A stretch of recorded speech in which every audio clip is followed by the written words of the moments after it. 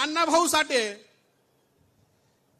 हे दोन महापुरुष खऱ्या अर्थानं मला वाटतं आपल्या महाराष्ट्रात जन्मले हे आपल्या महाराष्ट्राचं काहीतरी भाग्य आहे। खरं तर भाग्य नशीब याच्यावर आमचा विश्वास नाही, पण काही गोष्टी अशा घडतात ज्या वेळेस संयुक्त महाराष्ट्राचा लढा महाराष्ट्र प्राणपणाला लढत होता, त्याच्या अग्रभागी कोण होतं तर एका बाजूला क्रांतिसिंह नाना पाटील आपल्या रांगड्या भाषेत गावोगाव जाऊन त्या ठिकाणी मुंबई कशी महाराष्ट्राची आहे हे सामान्य माणसाला पटवून देऊन रस्त्यावर उतरायला भाग पाडत होते, तर दुसऱ्या बाजूला लोकशाहीर साहित्यरत्न कॉम्रेड अण्णाभाऊ साठे आपल्या शाहिरीतून त्या ठिकाणी या महाराष्ट्राला जाग करून मुंबई महाराष्ट्रापासून जे काही तोडण्याचा डाव रचला गेलाय तो हाणून पाडण्यासाठी तरुणांची फौज निर्माण करत होते। आणि याच दोन महापुरुषांनी संयुक्त महाराष्ट्राच्या लढाईमध्ये महाराष्ट्राच्या जे काही आज मुंबई महाराष्ट्राला मिळाली हे झुकतं माप मिळालंय ते केवळ या दोन महापुरुषामुळे मिळालंय भावांनो। पण खंत एक वाटते, आयुष्यभर ही दोन माणसं उपेक्षित जीवन जगली। खरं तर या व्यवस्थेनं त्यांचा पाहिजे तेवढा मान सन्मान झाला नाही, मान सन्मान केला नाही। इंग्रजाचा सूर्य मावळत नाही, इंग्रजाचा सूर्य मावळत नव्हता अशी एक म्हण होती।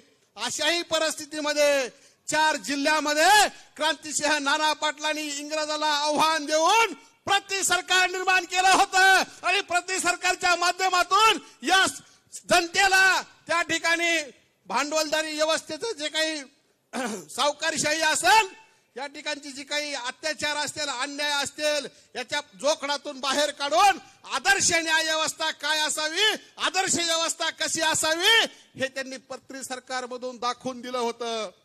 खरं म्हणजे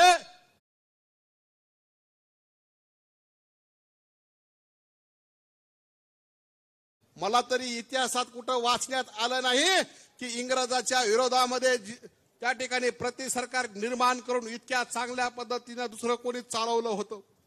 खरं तर या महामानवाला भारतरत्न पुरस्कार कधीच मिळाला पाहिजे होता। दुसऱ्या बाजूला लोकशाहीर अण्णाभाऊ साठे सारखा माणूस अगदी रशियातल्या सामान्य माणसाच्या काळजावर घर करून बसलेला महापुरुष पण या व्यवस्थेमध्ये उपेक्षित राहिला। याही महापुरुषाला भारतरत्न पुरस्कार मिळाला पाहिजे होता। भावांनो, ही माणसं कोणा पुरस्कारासाठी जगली नाहीत, पैशासाठी सत्तेसाठी कुठल्या हव्यासापोटी जगली नाहीत। या देशातल्या सामान्य माणसाला व्यवस्थेचा केंद्रबिंदू समजलं पाहिजे, या व्यवस्थेमध्ये सामान्य माणूस केंद्रबिंदू झाला पाहिजे, त्या ठिकाणी उपेक्षित राहिला नाही पाहिजे। याच्यासाठी या महामानवांनी आयुष्य पणाला लावलेलं आहे। खरं तर हा विचार ज्या वेळेस आपण वाचतो ऐकतो त्यावेळेस आपलं त्या ठिकाणी रक्त सळसळ केल्याशिवाय राहत नाही। म्हणूनच मला या ठिकाणी तरुणांना सांगायचंय, या ठिकाणी बहुतांश तरुण मुलं आहेत, त्या तरुण मुलांनी अण्णाभाऊचं साहित्य वाचलं पाहिजे, क्रांतिसिंह नाना पाटलावरच्या कादंबऱ्या वाचल्या पाहिजेत। खरं तर इतिहास वाचला पाहिजे, स्वातंत्र्याच्या पूर्व जो काही इतिहास होता हा इतिहास वाचला पाहिजे, स्वातंत्र्याच्या लढाईचा इतिहास वाचला पाहिजे। हे वाचल्याशिवाय या महापुरुषाचं मोठेपण आपल्याला समजणार नाही। खरं तर या ठिकाणी भरपूर काही बोलायसारखं आहे।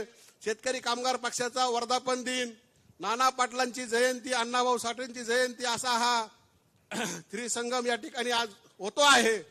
आणि चौथी गोष्ट अशी की आज या ठिकाणी जे काही सत्कार मूर्ती, खरं तर हे सगळे सत्कार मूर्ती आमचे आदर्श आहेत।